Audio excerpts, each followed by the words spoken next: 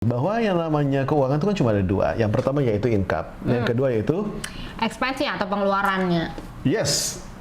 Nah, jadi kita akan membahas apa sih dua kesalahan yang paling sering dilakukan oleh orang di bidang income dan apa dua kesalahan yang paling sering dilakukan orang di bagian Pengeluaran, expense.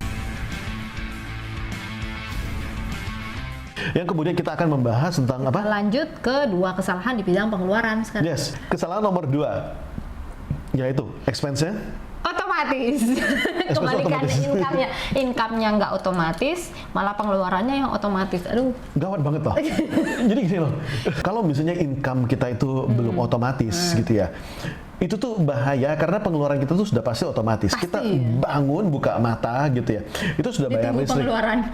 Sudah pasti bayar listrik, sudah ada tagihan listrik, tagihan internet, Terus tagihan ini telepon, makan. untuk makan gitu ya. Pengeluaran itu sudah pasti otomatis, ya kan? Nah, dan tapi income itu belum otomatis. Nah, itu yang kita perlu atasi. Nah, mulai dari sekarang kita mulai belajar gitu ya. Expense bagaimana cara kita kurang-kurangi mana yang otomatis tersebut, apalagi yang besar-besar. Mulai kita lakukan financial ronsen-nya gitu, kita pelajari gitu ya. Apa aja? Cek satu persatu gitu. Cek satu persatu. Setiap bulan tuh keluarnya apa aja sih? Misalnya anak sekolah misalnya. Lalu uang sekolah anak, uang les anak, lalu apalagi kira-kira gitu listrik, air dan lain-lain gitu. Telepon, sampai dengan nanti ada tagihan Netflix mungkin atau ya, jadi ini yang Anda harus belajar untuk menurunkan gitu ya. Itu makanya saya nggak setuju kalau misalnya gitu ya, Anda misalnya baru pengen beli rumah gitu ya.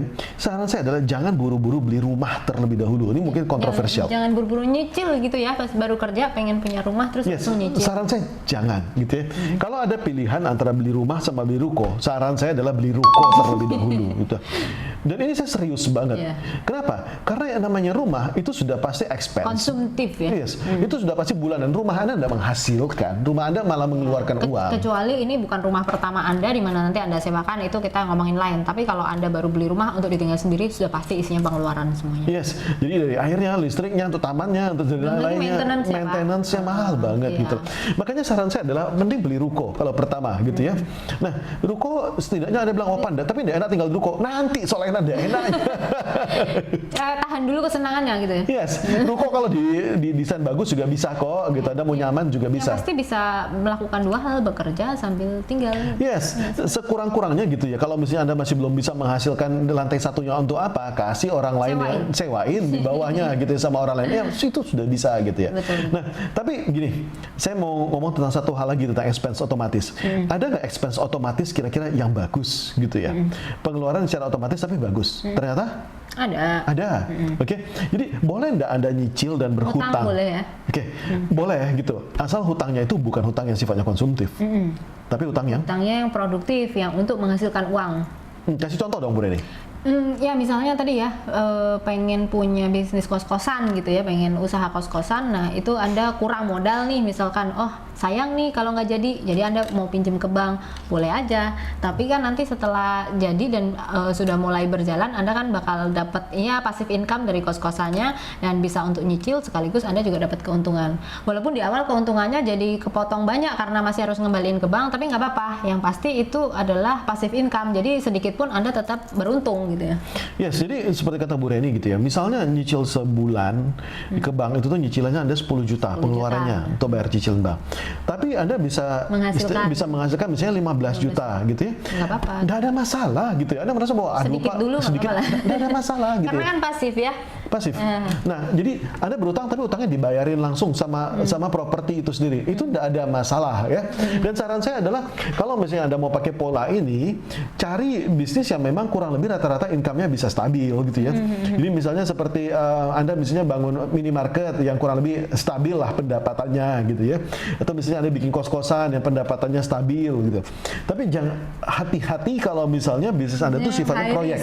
Project gitu ya. Yes, misalnya gini, Anda untuk satu buah proyek, ini proyeknya gede nih, kalau nggak diambil sayang banget nih gitu ya. Karena beberapa kali saya mentoring klien seperti ini dan ini sangat amat beresiko sekali gitu ya. Kalau kejebak bisa menyakitkan. Yes, ada yang bilang gini, Pak ini kita tanggung banget Pak, ini proyeknya misalnya sekitar 2M, kalau kita ambil ini sayang banget Pak, ini bisa dapat ini banget. Tapi seringkali proyek tersebut nantinya macet. Aduh. Lalu pembayarannya mundur dan akhirnya pembayaran ini tidak selesai, nanti harus terbelit bunga ya. Terbelit bunga, nombok lagi sama loan sharknya apa sih? Tengkulak. Akhirnya hancur lebur gitu ya. Bisnis itu akhirnya hancur lebur. Makanya saya bilang tadi, boleh enggak Anda pakai dana ini? Boleh kalau misalnya memang bisnis tersebut sifatnya rata-rata sudah stabil, oke? Income-nya itu sudah stabil. Bijaksana lah. Yes. Dan kalau misalnya, Pak, ini income kos-kosan sih stabil, Pak. Tapi kalau pada saat PPKM sudah menjadi hancur, Pak, bisnisnya gitu. Udah nggak stabil lagi. Anda masih punya itu kok, Anda masih punya way out kok. Gimana caranya? Jual propertinya. Oke, Anda jual propertinya langsung selesai toh. Jadi Anda tidak punya hutang lagi gitu loh. Jadi boleh Anda berutang seperti itu, tapi asalkan hutangnya bisa dibayar sendiri. Oke, jangan dipakai untuk beli TV, beli yang lain-lain, itu tidak boleh. Apalagi untuk jalan-jalan, untuk kemewahan. Yes. Terus yang berikutnya, kesalahan yang kedua. Kesalahan kedua adalah nggak punya alokasi pengeluaran. Cerita dong Bu Rere. Ya, jadi kita tuh manusia tuh makhluk yang unik. Kalau kita tidak mengalokasikan sesuatu, kita tuh kayak nggak ada batasnya, nggak ada limitnya. Jadi kita keluar gitu aja uang tanpa kita tahu seberapa yang sudah keluar. Tapi ketika kita mengalokasikan, kita tuh otak kita akan langsung membuat satu sistem di mana kita tuh ngerem pengeluaran. Jadi akhirnya tidak over budget. Jadi penting buat kita untuk membuat alokasi pengeluaran-pengeluaran yang memang harus keluar atau tidak harus keluar dan bisa ditunda atau bisa dihilangkan bahkan. Yes. Gitu ya. Jadi kalau misalnya kita tidak alokasi, benar kata Bu Reni gitu, kita tuh seringkali impulsif gitu ya. Ini masih ada uang nih. Kayaknya masih banyak nih. Ini kita pergi ke supermarket gitu ya, misalnya pada saat lagi kelaparan gitu, belum makan.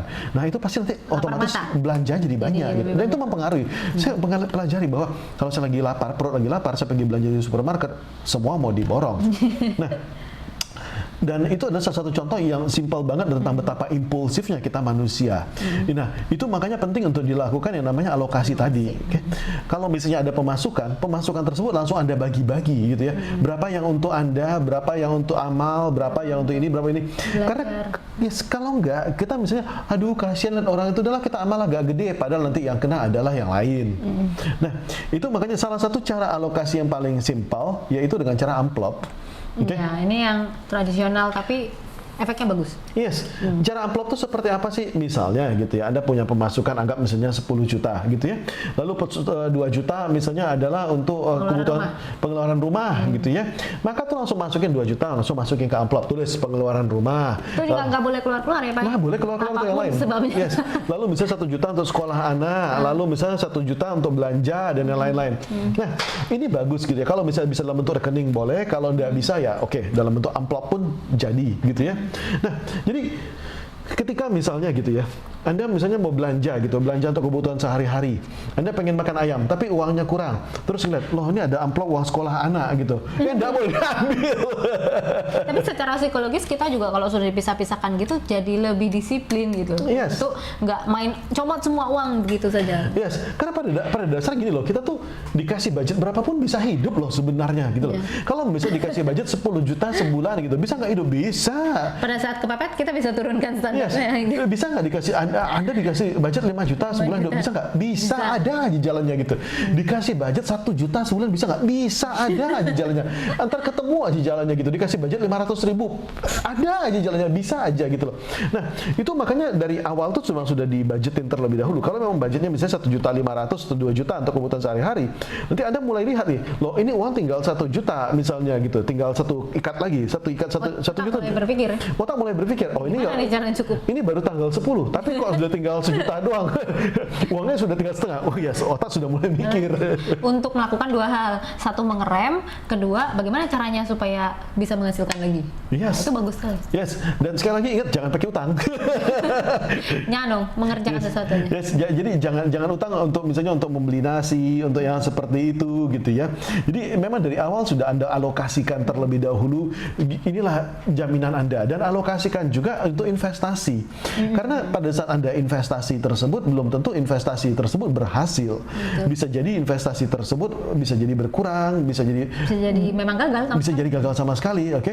Dan di video di atas sih kita sudah terangin gitu ya tentang investasi. Iya, jadi nggak perlu kecil hati kalaupun memang masih sedikit yang baru bisa diinvestasikan, Anda tetap harus melakukan ini, kebiasaan ini. Yes, jadi di video ini saya jelasin bahwa bahkan kadang-kadang dengan modal kecil, modal 2 juta, 3 juta pun Anda bisa kok investasi. Jadi kita ngajarin di video ini tentang ada 3 hal yang Anda bisa investasi yang untuk mendapatkan passive income sehingga nanti Anda bisa mencapai 1 miliar pertama Anda. Kalau Anda sudah mencapai ya syukur banget gitu ya. Nah tapi ini 3 cara yang kita lihat adalah yang paling gampang, yang paling banyak dilakukan oleh orang-orang. Dan saya yakin Anda juga bisa. Anda nonton, oke? Saya yakin pasti bermanfaat. Yes. Saya Hendrik Ronald. Dan saya Reni Artanti. Salam dahsyat buat Anda. Ini siapa? Hai, kita mau ngapain? Kita mau syuting. Yes. Oke, tentang keuangan. Ibu, Bobby mau belajar apa? Mau jajan? Kita GoFood Jadi kita sekarang mau buat video tentang apa?